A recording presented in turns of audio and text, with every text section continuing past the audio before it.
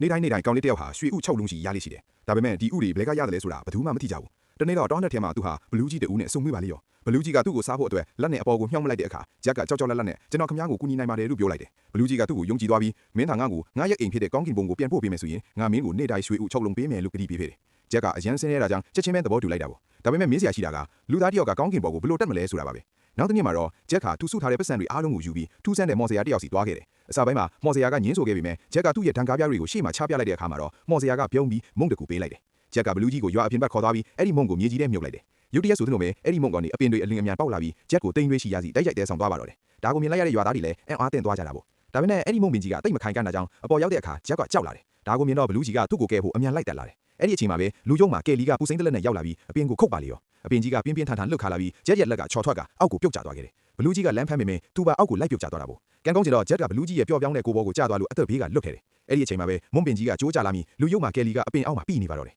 ရွာသားတွေကဝိုင်းကယ်ကြပေမဲ့အပင်ကြီးကအရန်ကြီးလွန်းလို့ဘသူမှရွှေ့နိုင်ကြဘူးအဲ့ဒီအခါမှာဘလူးကြီးကရှေ့ထွက်လာပြီးအညိုအတဲတွေကိုမေ့ထားကကယ်လီရဲ့အသက်ကိုကယ်တင်ပေးလိုက်တယ်အဲ့ဒီကြမှာရွာသားတွေလည်းဘလူးကြီးကသူတို့ကိုရန်ပြုတ်မှာမဟုတ်ဘူးဆိုတာသဘောပေါက်သွားကြတာပေါ့ဘလူးကြီးကောင်းကင်ကိုပြန်ချင်မှန်းတည်သွားတဲ့အခါရွာသားတွေကနောက်ထပ်မော်မုံတစ်ခုကိုမြေကြီးထဲထက်ဆိုင်ပေးကြတယ်မကြခင်မှာလည်းအပင်ကပြန်ပေါက်လာခဲ့တယ်ဂျက်ကဘလူးကြီးကိုမခွဲချင်ပဲနှုတ်ဆက်လိုက်ရတယ်ဘလူးကြီးကလည်းအမတ်တရလက်ဆောင်အဖြစ်ရွှေဥတလုံးပေးခဲ့တယ်ရွာသားတွေရဲ့နွယ်ထွေးတဲ့နှုတ်ဆက်မှုတွေကြားမှာပဲဘလူးကြီးဟာမုံပင်ပေါ်တက်သွားပြီးသူ့ရဲ့ကဘာစီပြန်သွားပါတော့တယ်အဲ့ဒီနေ့ကစပြီးရွာသားတွေဟာနေ့တိုင်းရွှေဥတလုံးစီရရှိကြပြီးဘလူးကြီးရဲ့တငယ်ချင်းဂျက်ကတော့နေ့တိုင်းရွှေဥ6လုံးစီရရှိခဲ့ပါ